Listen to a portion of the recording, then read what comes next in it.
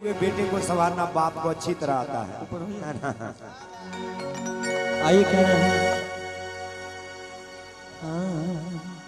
ये गीत सबसे पहले आज कुछ नया गीत के साथ कुछ भोजपुरी गीत, कुछ भोजपुरी होके के चाहिए, हाँ ना? वाह वाह। आई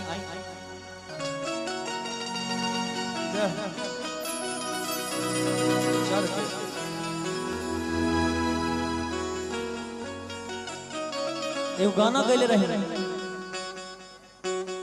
गाना रहे कहाँ गाए थे? झारखंड में रूपेश भैया कि चल गे गंगिया डुबकी लगाई आ गंगा के पानी